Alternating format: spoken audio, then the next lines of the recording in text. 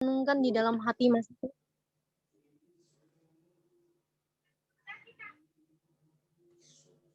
Demikian firman Tuhan berkata, "Marilah kepadaku semua yang letih lesu dan berbeban berat, aku akan memberikan kelegaan kepadamu. Pikulah kuk yang kupasang dan belajarlah padaku, karena aku lemah lembut dan rendah hati, dan jiwamu akan mendapat ketenangan. Sebab kuk yang kupasang itu enak dan bebanku pun ringan." Pada pagi hari ini saya akan memberikan satu tema renungan, yaitu mengatasi kejenuhan rohani. Saudara-saudara yang di dalam nama Yesus Kristus, berbicara mengenai kejenuhan rohani ini sering dialami oleh banyak anak-anak Tuhan, sehingga tidak dapat menikmati relasi dengan Tuhan. Dan menurut Kamus Besar Bahasa Indonesia, jenuh ini memiliki arti bosan. Dan secara harafiahnya, itu bisa diartikan terbakar habis. Jadi jika dipakai untuk menjelaskan dalam keadaan fisik, maka diartikan sebagai keadaan yang telah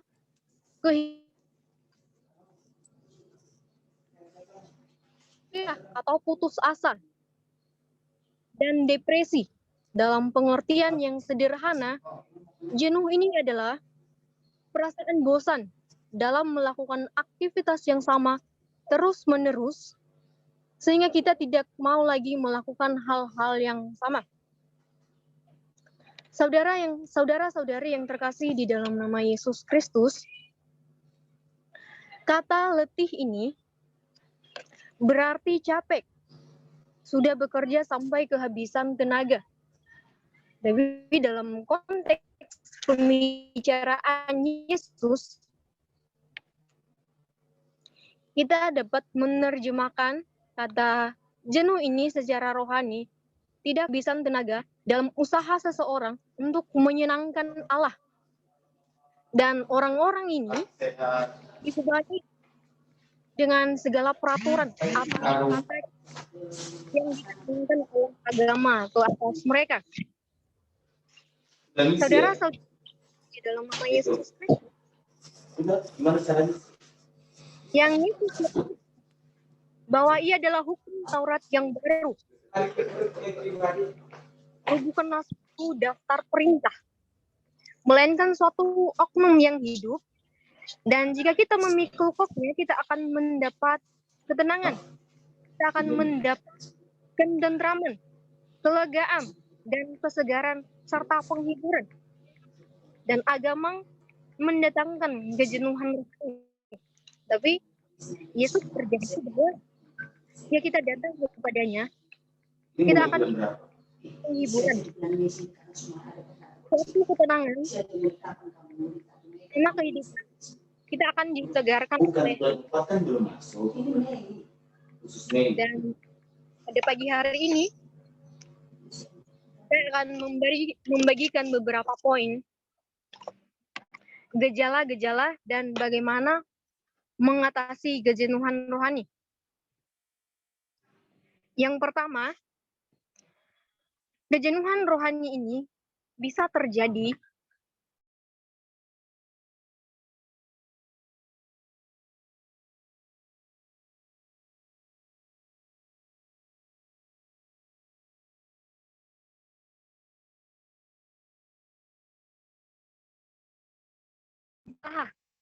atau frustasi disebabkan pengabdian yang harapkan. Nah, saudara-saudari yang terkasih di dalam nama Yesus Kristus, ternyata kejenuhan rohani ini tidak hanya dialami oleh satu kelompok atau satu orang saja, tetapi banyak anak-anak Tuhan atau hamba-hamba Tuhan atau pendeta-pendeta pun mereka mengalami kejenuhan di dalam pekerjaan yang mereka kerjakan setiap hari. Mereka bosan. Mengapa itu bisa terjadi? Karena mereka menginginkan yang terbaik. Dan di dalam gereja pun banyak yang keluar dari daftar keanggotaan gereja tersebut. Kembali lagi karena mereka menginginkan yang terbaik. Terjadi karena pertengkaran, iri hati. Dan saya akan memberikan satu contoh. Kemarin saya pernah membaca satu buku. Seorang pendeta yang cukup luar biasa di dalam berkhotbah. Cukup luar biasa membuat orang menangis ketika dia sedang berkhotbah. Tapi ketika kita melihat perjalanan kehidupannya, pada akhirnya pendeta ini mengakhiri hidup dengan bunuh diri. Artinya, hidup kita bukan hanya sekedar datang ke gereja, berkhotbah, melayani. Tetapi bagaimana hidup kita diubah oleh kebenaran firman Tuhan, bagaimana hidup kita hidup di dalam Injil kebenaran firman Tuhan. Yang kedua, salah satu faktor penyebab kejenuhan rohani karena tidak mengejar cinta kasih. Saudara-saudari yang terkasih di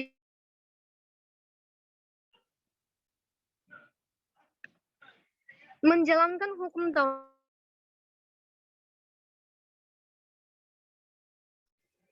kita akan belajar dari satu bagian kebenaran firman Tuhan dari perumpamaan Yesus mengenai anak yang hilang. Bagaimana seorang ayah yang sangat mengasihi anaknya, walaupun dia sudah tahu bahwa anaknya tersebut telah menghabiskan harta dan harta ayahnya, tetapi dia kembali lagi kepada bapaknya di Lukas pasal 15 ayat 29 sampai ayat yang ke-30. Tapi kita melihat di anak sulung, dia mengungkapkan perasaan yang telah disimpannya selama bertahun-tahun. Ia mengatakan kepada ayahnya, "Bertahun-tahun aku melayani Bapa, dan belum pernah aku melanggar perintah Bapa." Kata Yunani untuk melayani adalah bekerja keras. Menerjemahkan sebagai sudah bertahun-tahun saya bekerja keras untuk mendapat kasih Bapa.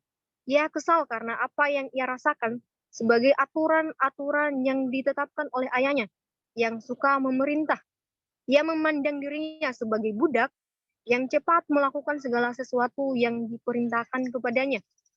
Ia marah, merasa tidak adil sebab kerja kerasnya untuk mematuhi aturan bapaknya. Kasih Bapa tidak ada hubungannya dengan perbuatan atau kelakuan kita setiap hari, tetapi eratnya dengan kasih sayang yang luar biasa dari seorang Bapa. Dari orang Farisi, kita melihat bahwa orang Farisi juga percaya bahwa dengan prestasinya setiap hari yang akan menyebabkan dia memperoleh kemurahan hati Allah.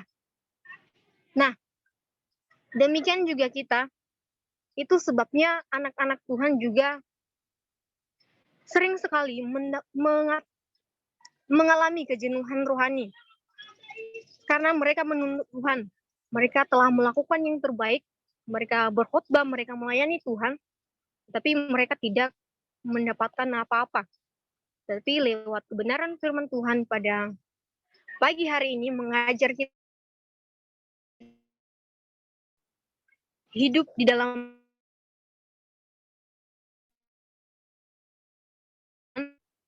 dan bagaimana kita melakukan setiap apa yang Tuhan inginkan. Kita tidak menuntut Tuhan. Sebab kita juga diselamatkan oleh karena karunia-Nya Tuhan saja. Dan kita akan belajar dari satu tokoh Alkitab, yaitu Elia. Elia yang pernah patah semangat. dan terdiam untuk waktu yang cukup lama di padang gurun, di bawah pohon ara, di wilayah Beersheba. Akan tetapi datanglah malaikat Tuhan yang menguatkan dalam perasaan jenuh, menjelma menjadi rasa malas, suntuk, dan kehilangan motivasi. Nah, dalam kisah Elia ini kita belajar bahwa ketika Elia juga mengalami kejenuhan rohani, dia datang kepada Tuhan.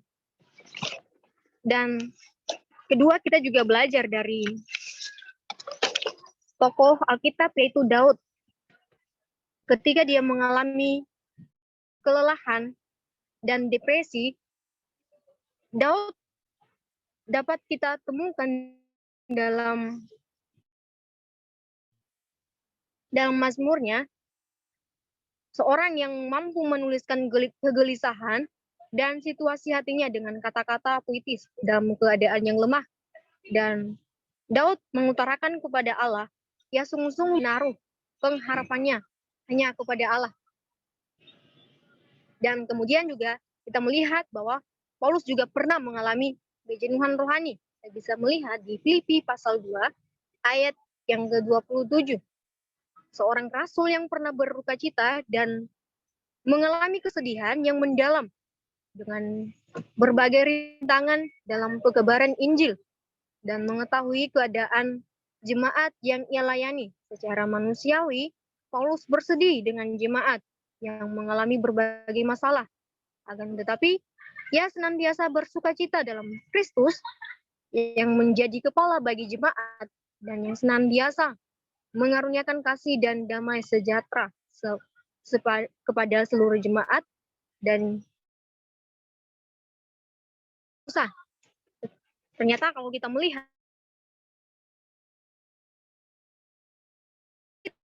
banyak orang yang pernah juga mengalami kejenuhan rohani. Yang pertama tadi Elia, Rasul Paulus, dan Musa.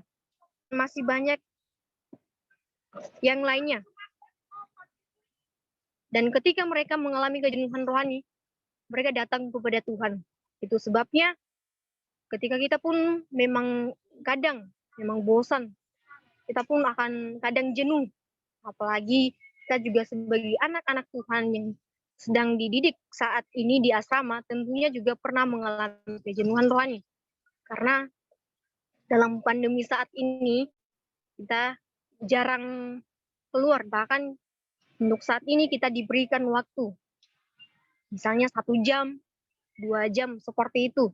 Dan demikian juga sebagai hamba-hamba Tuhan yang saat ini atau para pendeta-pendeta, mereka pun mengalami hal yang seperti itu. Karena memang terus-menerus itu pun yang mereka kerjakan, sehingga mereka pun akan bosan di dalam melayani Tuhan. Tapi satu prinsip yang bisa kita petik tadi dalam kepada Tuhan. Dan juga Paulus, sebab dia tahu bahwa dia hidup di dalam Kristus. Jika dia meninggalkan semua perbuatan yang tidak baik yang pernah dia lakukan. Dan yang ketiga, yang ketiga, mengapa kita mengalami kejenuhan rohani? Karena kita masih hidup dan terikat dengan kehidupan lama. Saudara-saudari yang terkasih di dalam nama Yesus Kristus, saat ini itu tidak tertutup kemungkinan meskipun sudah belajar Alkitab ataupun kita di sini contohnya untuk yang sedang belajar Alkitab, tidak tertutup kemungkinan bahwa kita juga masih terikat di dalam kehidupan lama. Contohnya, dengan saudara kita, menyebabkan kita tidak mengalami Tuhan itu. Kita terus merasa jenuh dengan apa yang kita kerjakan. Dan pagi hari ini kita akan belajar dari 2 Korintus pasal 5 ayat 17. Demikian firman Tuhan berkata, jadi siapa yang ada di dalam Kristus, ia adalah ciptaan baru, yang lama sudah berlalu, sesungguhnya yang baru sudah datang. Kita diciptakan kemuliaan kita dengan identitas mulia. Ketika kita mengalami kerusakan total, ketika kita masih terikat dengan kehidupan lama kita, maka tindakan kita dengan kita belajar kebenaran firman Tuhan, maka dari situ kita akan merenungkan, kita akan introspeksi diri, apakah kita sudah benar-benar hidup di dalam kebenaran firman Tuhan. Jangan terikat lagi dengan kehidupan lama kita. Dan yang menjadi kesimpulannya bagi kita, yang pertama tadi, kita harus hidup di dalam inti Injil itu. Dan yang kedua, kita harus mengejar cinta kasih. Artinya kita tidak menuntut Tuhan itu ketika kita melayani, ketika kita berkhotbah. Artinya kita kerjakan sesuai dengan kehendak Tuhan, tidak seperti orang Farisi. Dan yang ketiga, kita harus meninggalkan kehidupan lama kita. Dan kejenuhan rohani hanya bisa terjadi bila ada salah pengertian yang mendasar tentang inti Injil atau gagal menerapkan dalam kehidupan pelayanannya. Dan Allah sama sekali tidaklah seperti apa yang kita bayangkan. Oleh orang Farisi, Allah sangat mengasihi kita dan sangat mencintai orang-orang yang kehidupannya kacau. Dan pada hari ini kita akan benar-benar merenungkan lewat firman Tuhan yang untuk kita pada pagi hari ini.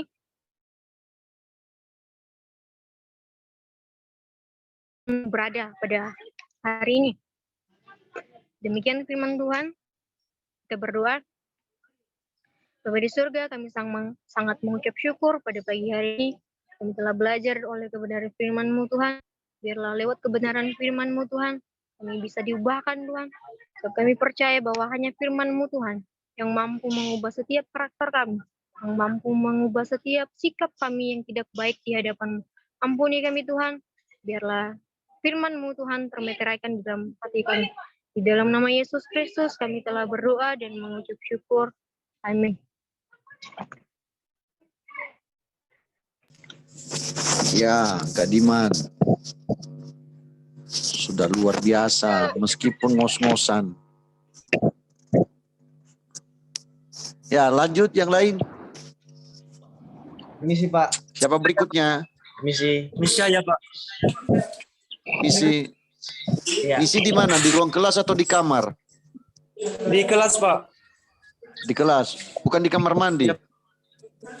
Bukan, Pak. Oh ya. Kalau di kamar mandi jangan bilang khotbah ya. Ya, Pak. Oh ya, lanjut. Tinggal 7 Lanjut. menit lagi, kita nanti ubah lagi ya, Pak, timnya. Karena cuma 40 menit tadi. Oh gitu. Jadi gimana caranya? Kita buat lagi, ulang lagi link yang baru. Kalau begitu kita keluar aja dulu sekarang. Ya, Buat sekarang baru ada aja. Oke, Pak. Lebih bagus ya. Buat baru aja ya. Oke, Pak. Oke.